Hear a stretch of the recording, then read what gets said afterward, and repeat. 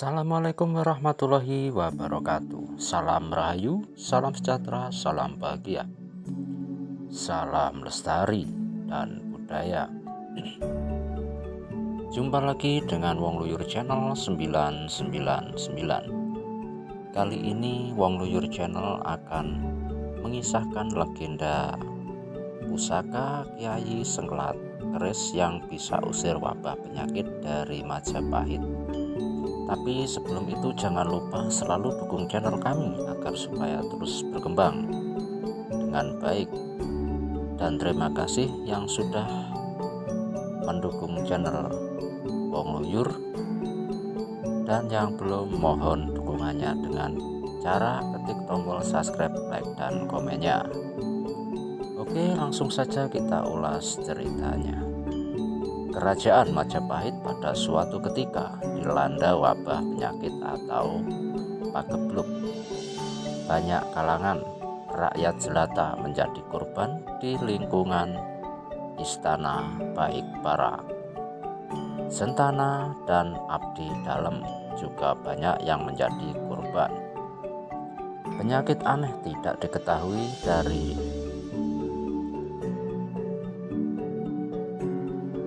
mana datangnya juga penyebabnya, dari kekuatan apa tiba-tiba mewabah menelan banyak korban jiwa. Dalam babat Demak dikisahkan mereka yang pagi sakit sorenya meninggal, begitu juga sebaliknya, sore hari terserang sakit, paginya sudah membujur jadi jenazah. Mengapa ini terjadi? Karena adanya aura negatif keris Kiai Condong Campur yang konon dibuat dari besi yang dihuni oleh makhluk-makhluk halus dan makhluk hitam. Kata Mashud Thoyib Adiningrat, pemegang Kedaton Jayakarta, mengutip, pada masa itu sebenarnya keris ini dibuat untuk mengatasi perselisihan di antara golongan atas yang terdiri dari anggota kerajaan bangsawan dan orang kaya dengan golongan bawah yaitu rakyat jelata. Karena itulah dipanggil sekitar 100 orang empu, orang bijak pembuat keris, untuk membuat satu keris pemersatu bangsa. Keris istimewa tersebut dibuat dari bahan yang diambil dari berbagai daerah dan dinamai Kiai Condong Campur. Nama tersebut dipilih sesuai dengan tujuannya. Condong yang berarti mengarah, sedangkan campur berarti menjadi satu atau persatuan. Sebulan setelah kena itu disimpan di ruang pusaka keraton di wilayah kerajaan Majapahit di Jawa Tengah dan Jawa Timur. Terjadilah wabah penyakit sampai pagebluk. Wabah kali ini jauh lebih ganas dan berbahaya daripada yang sebelumnya pernah terjadi. Pada kejadian wabah pagebluk yang sebelumnya pernah terjadi sebagai ritual gaib dan keagamaan diselenggarakan, namun wabah tersebut tidak juga mereda. Tetapi setelah keris Kiai Nogososro dikeluarkan dari sarungnya dan diarak keliling keraton, barulah wabah itu mereda. Kesaktian keris Nogososro berhasil mengatasi wabah yang terjadi. Tetapi kali ini, sekalipun berbagai ritual gaib dan keagamaan telah juga dilakukan dan keris-keris Nogososro telah dikeluarkan dari sarungnya dan diarak keliling keraton, wabah tersebut tetap saja tidak mereda.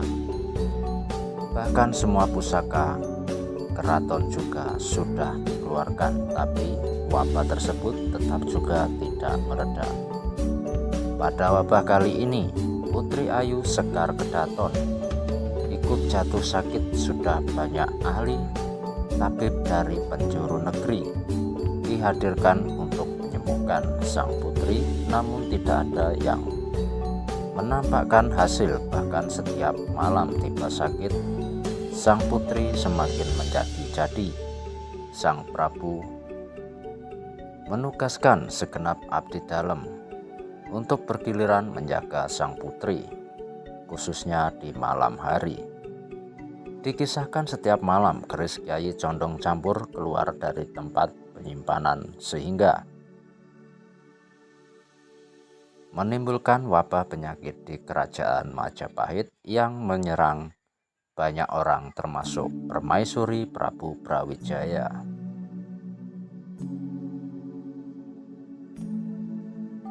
Drawati masyarakat Majapahit pun menjadi gempar. Pada saat terjadi seperti itu, kerajaan Demak di bawah pemimpinan Raden Fatah yang sesungguhnya masih keturunan Majapahit ini memberi bantuan dengan mengirim keris Kyai Sengkelat.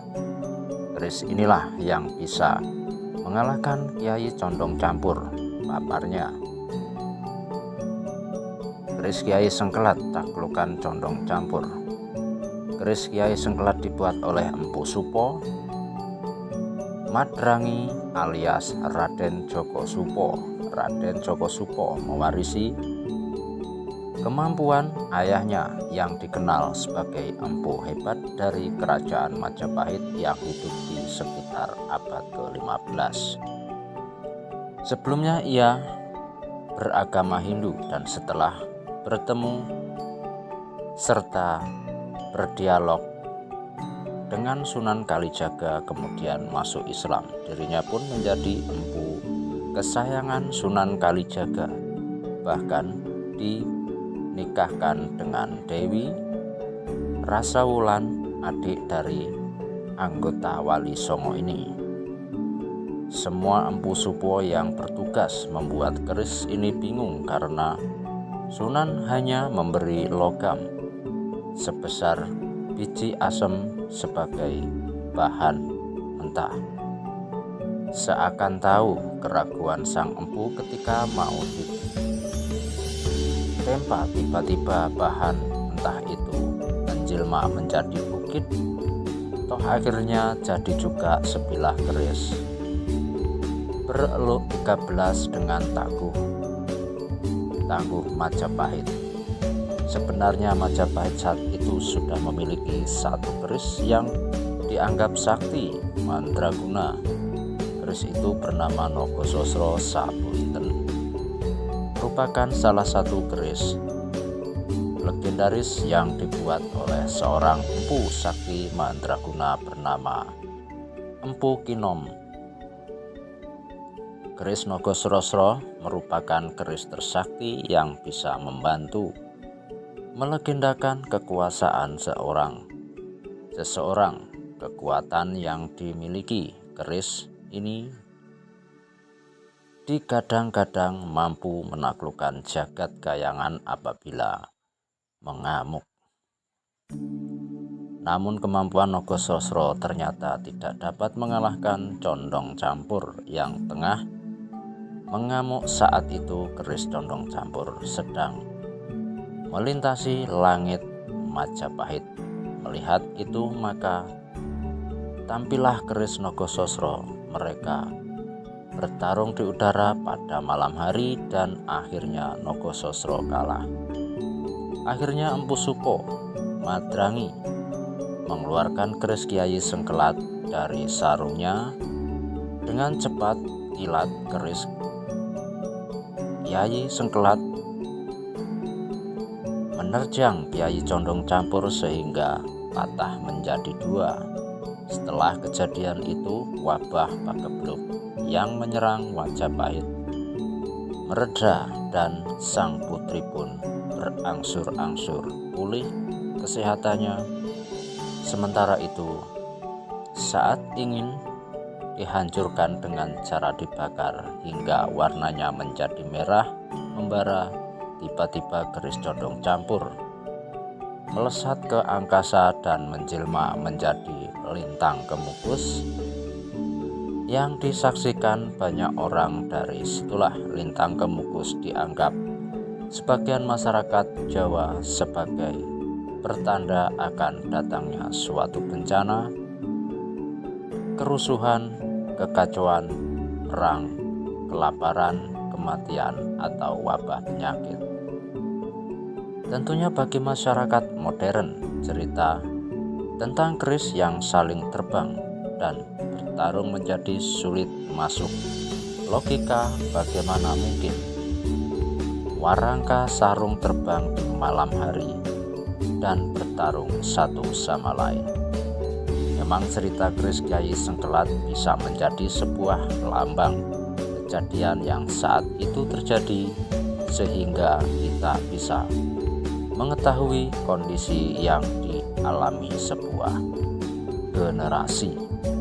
Keris condong campur cenderung pada padu dimaknai sebagai golongan bangsawan yang ditengahkan kian bobroknya kerajaan masih hendak menjaga kekuasaannya di Majapahit yang kian menjemuk pemaksaan kehendak yang mereka lakukan mendapat perlawanan. Apalagi saat itu diupayakan adanya persatuan dan pembaruan condong campur antar golong, tetapi yang kemudian terjadi hanyalah pembaruan semu di permukaan saja, padahal sesungguhnya tidak terjadi pembaruan dalam kehidupan masyarakat.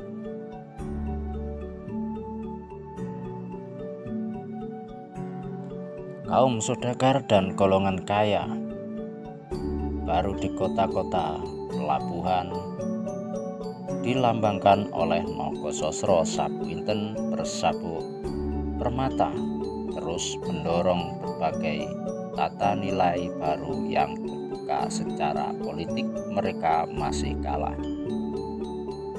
Tidak berhasilnya upaya pembaruan ini sesungguhnya disebabkan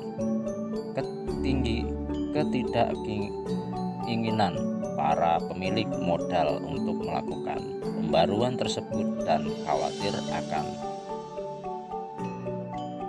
terganggunya kepentingan mereka. Desakan golongan ketiga